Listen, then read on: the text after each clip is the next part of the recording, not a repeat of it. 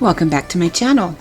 I've made traditional and authentic French baguettes where I started with a pre-ferment the night before, and the next day I mixed and folded and stretched and rested and shaped the dough. And the end result was delicious. It had a chewy interior that had the sought-after holes and a crisp, crusty exterior. I love this authentic style baguette, but it does take a bit of planning and it can be a bit intimidating to make. So now I mostly make this hybrid style baguette that's a little bit French and a little bit Italian. So we're going to start by adding 2 teaspoons of yeast and 2 teaspoons of sugar to 1.5 cups warm water and let that stand for 5 minutes. Then add about 3.5 cups of flour, a tablespoon of oil, a teaspoon of salt, and 2 teaspoons diastatic malt powder, and hand mix with your dough hook until it's roughly incorporated. Then attach the dough hook and mix on medium-low speed for 5 minutes.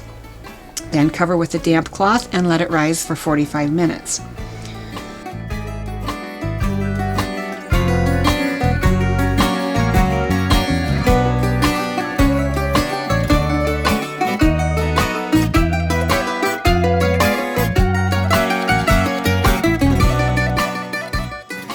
Then we'll line the baguette pan with parchment paper, lightly oil or butter it, and dust with a little bit of cornmeal. I do this to keep the everything bagel seasoning from getting stuck in the holes of the baguette pan, and I like the texture the cornmeal adds to the crust. Now, you don't need any special tools, but I do have a few that I think make the job a bit easier and make for a beautiful looking baguette. The most important being the baguette pan. It keeps the bread from getting distorted or wonky as it bakes. And it was many years before I broke down and bought a bread loam for scoring bread. And now I consider it pretty much an essential bread making tool, especially if you make sourdough bread. And it's important to score the top of the baguettes.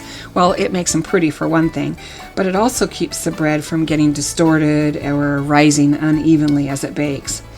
I'll put a link in the video description box to the inexpensive pan and bread loam that I use. They both work really great, so you don't have to buy expensive bread pan or loam. I often use everything bagel seasoning mix on top of the baguettes, so I'll also put a link for that.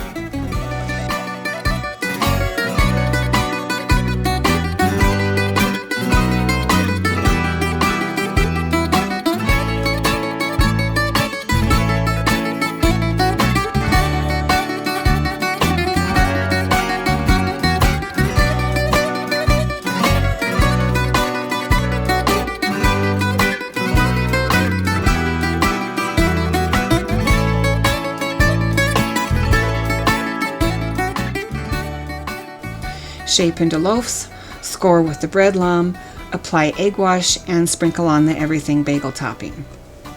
Then preheat the oven to 400 degrees and let the baguette rise for about 10 to 15 minutes before baking for 25 minutes or until golden brown. Now here's the important part, and probably the hardest part. You need to let it rest for 15 minutes before slicing into it. I know it's super hard to do, but the bread is still cooking and it needs a little time to distribute the steam and moisture and finish developing its flavor. Don't worry, it will still be warm and delicious when you finally get to cut into it. The crust is golden brown but not crisp or crunchy, and the interior is soft and slightly chewy and dense. It's delicious and super versatile. It's perfect on our charcuterie board or as a sandwich roll. It's superior holding grilled kielbasa and mustard or a slow-roasted brisket with Gouda and sauerkraut.